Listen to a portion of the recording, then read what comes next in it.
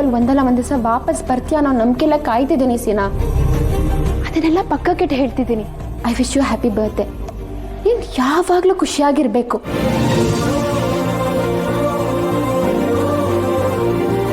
ಬಾ cake cut ಮಾಡು.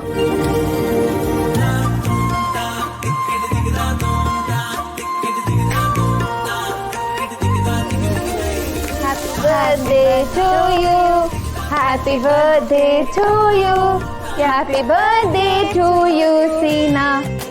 Happy birthday to you, Seena. Happy birthday to you, happy birthday to you, Seena.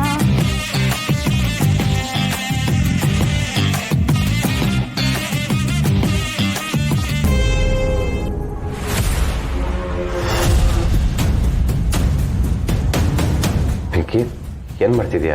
ಸೀನಾ, ಮನುಷ್ಯ ಸಾಯ್ತಾನೆ ಅಂದ್ರೆ ಅದಕ್ಕೆ ಒಂದೇ ಕಾರಣ, ಅವನ ಆಯಸ್ ಮುಗ್ದೋಗಿದೆ ಅಂತ. ಆದ್ರೆ ನನಗೆ ಅದ್ರ ಜೊತೆಗೆ ಇನ್ನೂ ಒಂದು ಕಾರಣ ಇದೆ. ನೀನು ನನ್ನ ಲೈಫಲ್ಲಿ ಇಲ್ಲದೆ ಇರೋದು. ಸೀನಾ ಅಂದ್ರೆ ನನಗೆ ಜೀವ. ಏನಿಲ್ಲ ಅಂದ್ರೆ ನಾನು ಬದುಕಿದ್ರು ಸತ್ತ ಹಾಗೆ ಲೆಕ್ಕ. ಒಂದಂತೂ ನಿಜ ಸೀನಾ, ನಾನು ಎಷ್ಟೇ ಜನ್ಮ ಎತ್ತು ಬಂದ್ರು ನನ್ನ ಗಂಡನಾಗಿ ನೀನೇ ಇರಬೇಕು. ನೀನ್ ಸಿಕ್ಕಿದ್ಮೇಲೆ ನನ್ನ ಜನ್ಮಕ್ಕೆ ನನಗೆ ಮುಕ್ತಿ ಸಿಕ್ಬಿಡ್ಲಿ.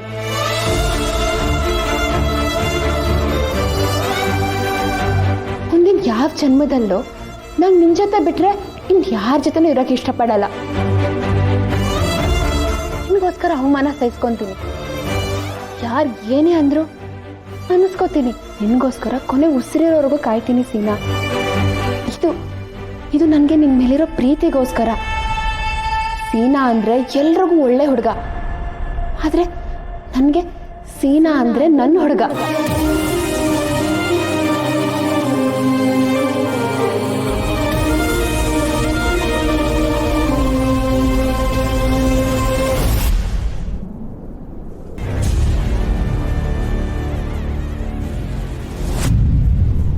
I love you.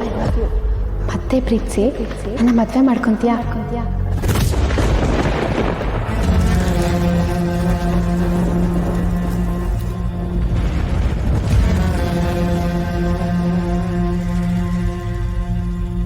ಸೀನಾ, ಕೈ ಕೊಡು.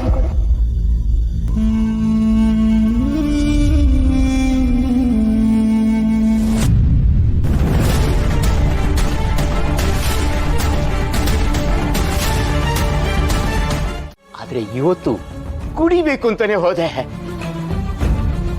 ಆದ್ರೆ ಕೈಯೇ ಬರಲಿಲ್ಲ ಕಣವ. ಅದೇನು ಓಡಿ ಆಗೋಯ್ತು ಏನೋ.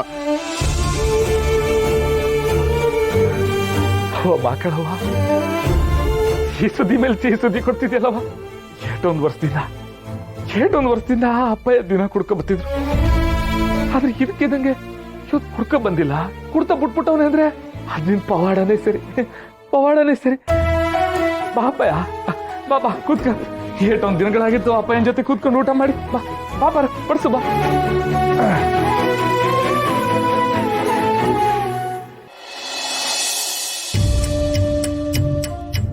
ನೋಡ್ಲಾ ನಿನ್ನದೆಷ್ಟು ಹಚ್ಕೊಂಡೈತೆ ಅಂತವ.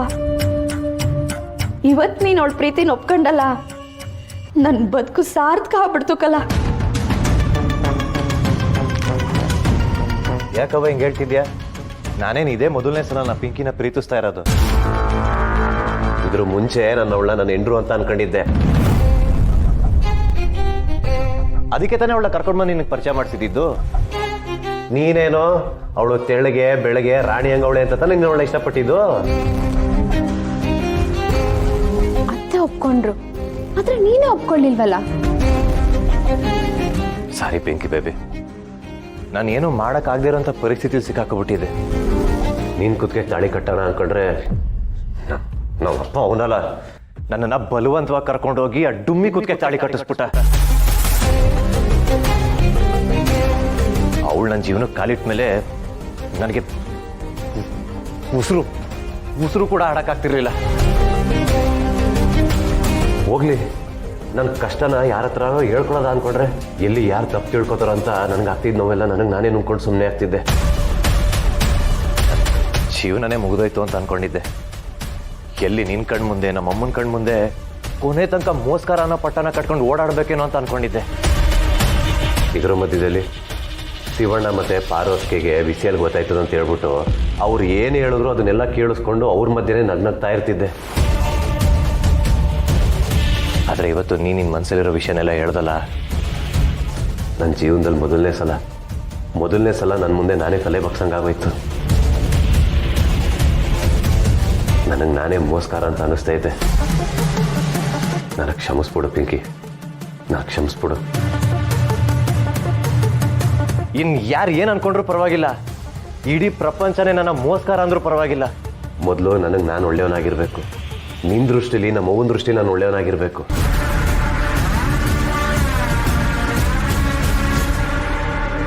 ನಾನು ನಿನ್ನೆ ಮದುವೆ ಮಾಡ್ಕೊತೀನಿ ಪಿಂಕಿ.